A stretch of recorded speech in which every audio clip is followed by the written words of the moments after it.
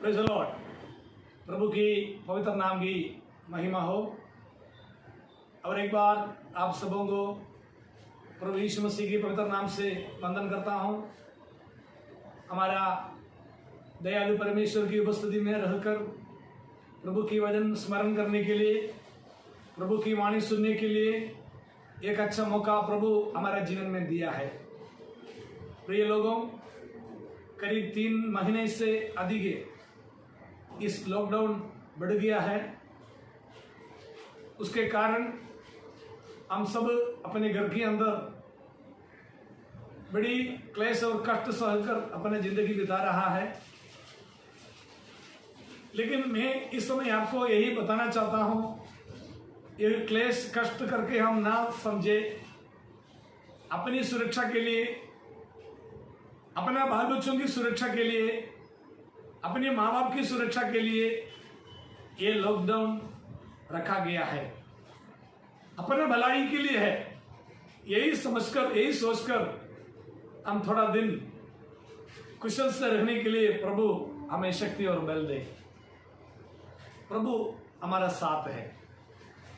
दुनिया में सभी लोग हमको देखते समय दूर हो जाता है। हाथ मिलाने के लिए लोग डरता है। सामने आने के लिए सामने आकर आमने सामने आकर बात करने के लिए लोग डरता है। लेकिन हर परिस्थिति में हमें हाथ मिलाने के लिए, हमें गला लगाने के लिए, हमारा साथ बैठने के लिए हमारे लिए एक अच्छा दोस्त है। उनका नाम है यीशु। Praise the Lord. वो परमेश्वर हमारा सब परिस्थितियों को जानता है। वो करुणामय परमेश्वर हमारा सभी दुखों को जानता है। लेकिन आप इन दिनों में परमेश्वर की उपस्थिति आप लोग महसूस करता है। परमेश्वर की उपस्थिति महसूस करने के लिए परमेश्वर ने हमारे लिए एक लॉकडाउन पीरियड हमारे लिए दान दिया है। हमारा जिंदगी में ऐसा मौका कभी ना मिलेगा। पिछले दिनों में कभी मिला ही नहीं, आगे तो कभी मिलेगा भी नहीं। क्योंकि हमारा जिंदगी 2 दिन का जिंदगी है। ये दुनिया में 2 दिन का खेल है। एक खेल खत्म होकर हम चला जाएंगे। इसके बीच में परमेश्वर के साथ रहकर, परमेश्वर की उपस्थिति को महसूस कर, परमेश्वर से बातचीत कर, परमेश्वर की प्रेमी वचन स्मरण कर इन दिनों में अपना जिंदगी चलाने के लिए हर एक भाई बहनों को, बच्चों को प्रभु सहायता करे। प्रियो, हम अपने परमेश्वर के वचनों से थोड़ा समय हमारा ध्यान लगाए। मत्ती सुसमाचार 14 अध्याय का 22 से लेकर हम इस समय पढ़े। तब उसने तुरंत अपने चेलों को नाव पर चढ़ने के लिए विवश किया कि वे उससे पहले पार चले जाए, जब तक वहां लोगों को विदा करे। 23 वचन, वह लोगों को विदा करके प्रार्थना करने को अलग पहाड़ पर चला गया। और सांझ को वह अकेला था। उस समय नाव झील की बीच लहरों से डगमगा रही थी, क्योंकि हवा सामने की थी। प्रभु यीशु ने अपना चेलों को एक जगह पर भेज रहा है। एक जगह पर यीशु मसीह सुसमाचार सुनाया। बहुत चमत्कार उस देश में था। वहां आया गया, हजारों लोगों को परमेश्वर ने खाना खिलाया। 5000 अधिक पुरुष था और स्त्रियां बच्चे उससे बढ़कर था। करीब 20,000 लोग उस जगह में था। उन सबों को परमेश्वर ने खिलाया। और 12 ठोकरी खाना बेच किया।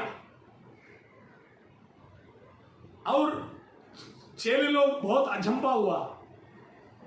लेकिन तुरंत यीशु अपने चेलों को कहा, तुम लोग यहां खड़ा ना रहना। लोग अपने अपने घर पे जा रहा है, लेकिन तुम आगे चलना है। तुमको एक काम करने की बाकी है। तुम्हारे जिंदगी में एक योजना है। पब्लिक अद्भुत देखकर खाना खाकर अपने घर पर चले जाएंगे, लेकिन परमेश्वर से चुना गया लोग परमेश्वर की योजना के अनुसार, परमेश्वर की इच्छा के अनुसार आगे बढ़ना आवश्यक है।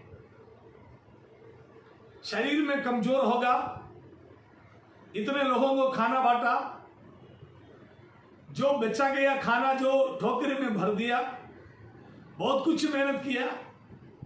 फिर यीशु ने तुरंत अपने चेलों को कहा, तुम लोग नाव पकड़कर दूसरी गांव में चले जाओ।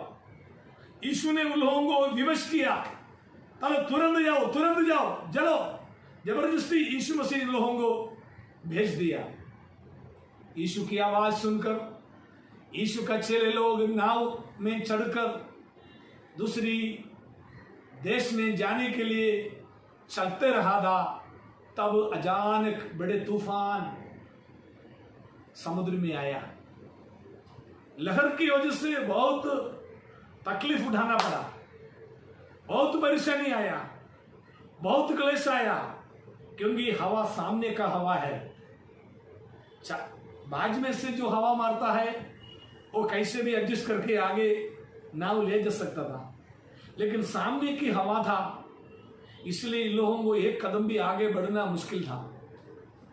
ये दुख की परिस्थिति में ये लोग रात की एकदम चौथे पहर में बड़ी परेशानी में था। लेकिन हम यही बात मार्क सुसमाचार में पढ़ते समय, मार्क सुसमाचार उसका चौथा अध्याय में देखते समय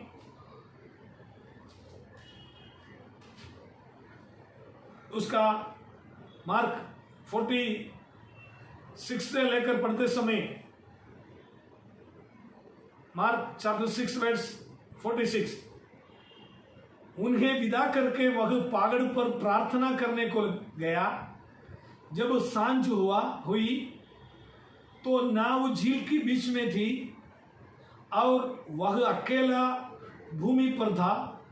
जब उसने देखा कि वे खेत घबरा गया, क्योंकि हवा उसके विरुद्ध थी, तो रात के चौथे पहर के निकट वह झील पर चलते हुए उसके पास आया। देखिए, प्रभु ने इन लोगों को विदा करके, यीशु सोने के लिए नहीं गया, यीशु उन लोगों के लिए प्रार्थना करने के लिए पहाड़ पर चला गया। यीशु प्रार्थना करते रहा, लेकिन यीशु मसीह की अंतरात्मा में यीशु जो भेजा गया अपना चेले लोगों की ओर उनकी नजर लगाया। समुद्र के बीच में मेरा चेले लोग खेत कर वो लोग इस लहर को सामने कर रहा है। हवा बड़ी तूफान सामने से आ रहा है, बड़ी परेशानी आया, देखने के लिए कोई है ही नहीं, मदद करने के लिए कोई है ही नहीं। अपना पूरा ताकत लगाकर अपने नाव आगे ले जाने के लिए कोशिश किया, लेकिन नाव आगे ना बढ़ रहा है। लेकिन यही हालत यीशु दूर से देख रहा था। मत्ती सुसमाचार में हम यही पढ़ा था, यीशु दूर से एक बात देखा। अंधेरा था, दूर था, लेकिन यीशु प्रार्थना करते रहा था, लेकिन यीशु अपने चेलों का कष्ट दूर से देख लिया। मेरे प्रियो, अंधेरा यीशु मसीह को कोई रुकावट नहीं कर सकता है, दूर यीशु मसीह को कोई रुकावट नहीं कर सकता है।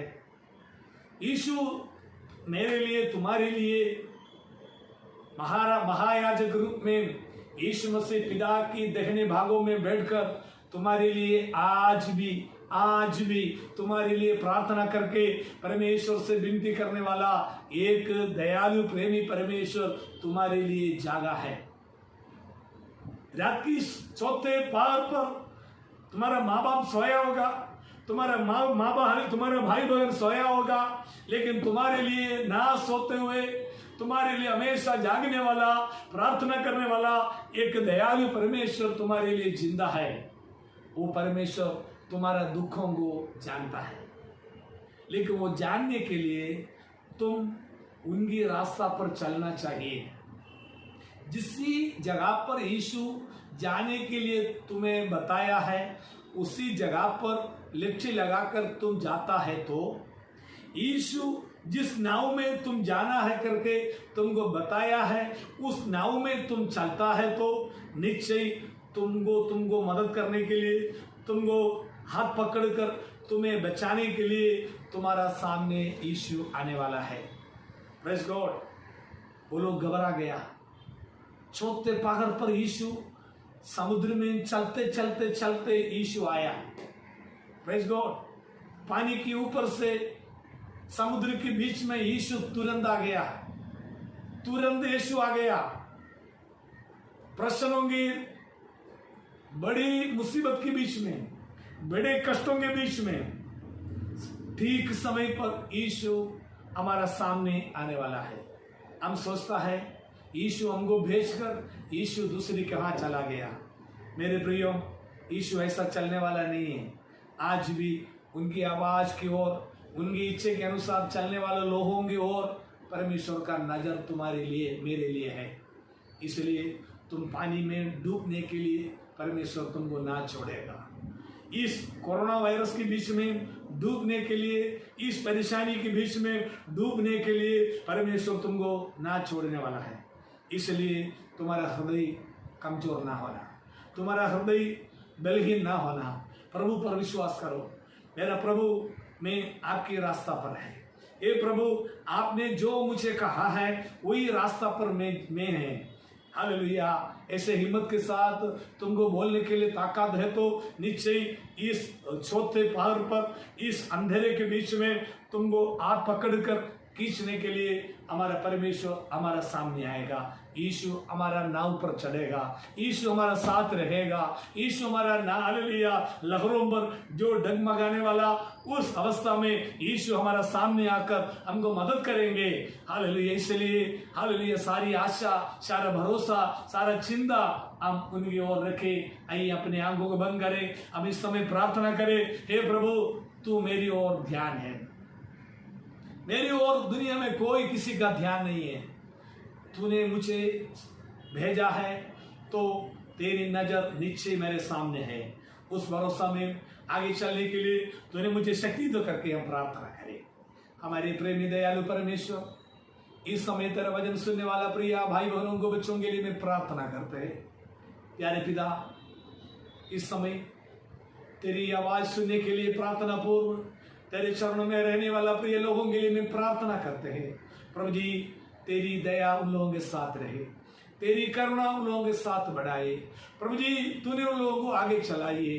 प्रभु जी, तूने उन लोगों को हाथ पकड़कर हर परिस्थिति में, हर मुसीबत के बीच में तुमने उनको हाल बचाने के लिए आए। परमेश्वर, तेरी रास्ता पर तूने जो दर्शन देखकर जो भेजा गया जगह पर उन लोगों की जिंदगी चलाने के लिए हर एक को परमेश्वर तूने सहायता कर। तेरे लोगों को तेरे हाथों में अर्पण करते हुए मैं प्रार्थना करते, तेरी शक्ति, तेरे सामर्थ्य लोगों के साथ रहे।